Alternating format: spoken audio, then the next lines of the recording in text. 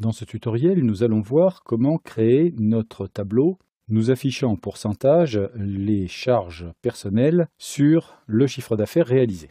Alors, pour faire ce tableau, plusieurs remarques. D'abord, dans un premier temps, j'ai absolument prolongé toutes mes formules jusqu'au bout. C'est-à-dire que si je viens ici, j'ai ma saisie du réel, mon cumul, ma saisie du réel, mon cumul, et nous nous en étions arrêtés là dans un tutoriel précédent.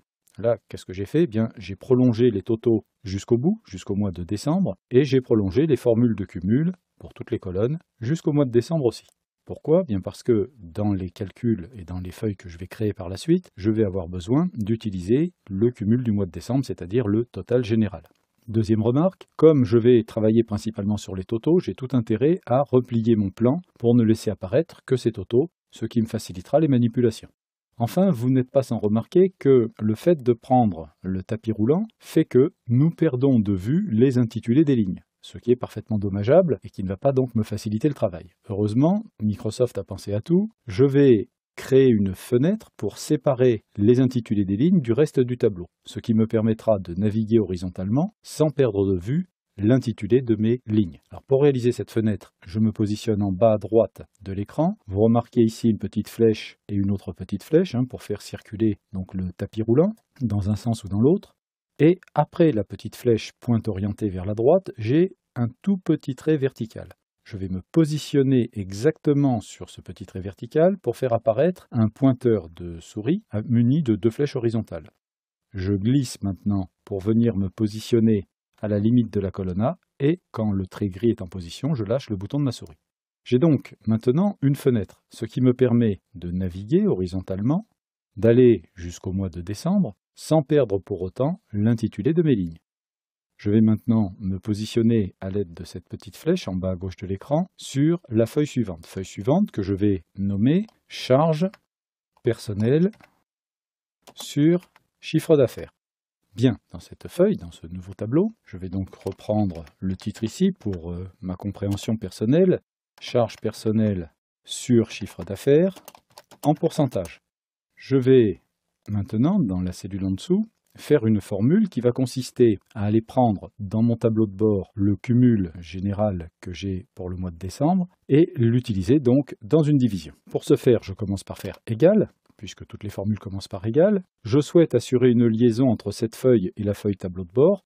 Et bien pour cela, je fais réapparaître la feuille tableau de bord en cliquant sur cette petite flèche pointe orientée vers la gauche. Je clique sur le tableau de bord.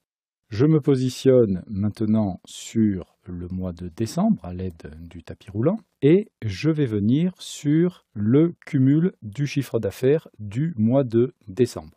Je vois en haut ma formule se transformer en tableau de bord, point d'exclamation Y6. Tableau de bord, point d'exclamation, c'est le nom de la feuille dans lequel je vais chercher le contenu de la cellule Y6. C'est cette information qui assurera par la suite une liaison avec la feuille que nous sommes en train de réaliser. Lorsque le cumul du mois de décembre évoluera dans le tableau de bord, eh bien, mon calcul évoluera dans la feuille que nous sommes en train de réaliser. Je divise par, donc le symbole divisé par au clavier, et maintenant, je vais venir prendre les charges personnelles qui se trouvent donc au mois de décembre dans la cellule Y20. Donc j'obtiens très exactement la même chose que précédemment. Le nom de la feuille, un séparateur, le point d'exclamation, et le numéro de cellule. Tout ceci pour indiquer à Excel qu'il s'agit d'un calcul avec liaison. J'ai fini mon calcul, je fais CTRL-Entrée, ce qui provoque le fait que je retourne directement à l'intérieur de la feuille que je suis en train de faire. Je vais venir sur l'onglet Accueil et je vais utiliser dans le groupe Nombre l'icône pourcentage. Voilà, j'ai maintenant mon pourcentage qui est en place. Alors, il faut en dessous que je fasse le complément pour atteindre 100%. L'intérêt de ce complément, vous le découvrirez par la suite quand nous fabriquerons les indicateurs. Pour l'instant, ça n'a qu'un intérêt relatif. Alors, pour réaliser donc ce 100%, eh bien, je vais faire égal 1 moins la cellule que je viens de calculer. Et je fais CTRL-Entrée.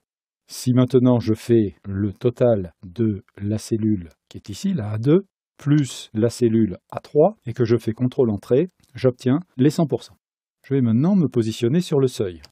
Je vais indiquer les seuils qui, pour moi, sont des repères que j'utiliserai par la suite dans mes indicateurs. Je vais faire un seuil à 30%, je vais faire un seuil à 25%, ce sont donc des valeurs que je décide arbitrairement, 15%. Il Il faut que j'arrive, bien évidemment, à un total de 100%. 10%, et pour vérifier que ça fonctionne, je vais faire un égal somme, ouvrez la parenthèse, et je glisse sur toutes ces valeurs. CTRL-Entrée, j'ai bien mes 100%. Voilà, donc là, mon tableau est prêt, j'ai bien mes 100% ici, mes 100% là, ce qui va me permettre par la suite de faire mes indicateurs graphiques sans aucune espèce de problème. Nous avons vu dans ce tutoriel comment réaliser la feuille charge personnelle sur chiffre d'affaires en pourcentage.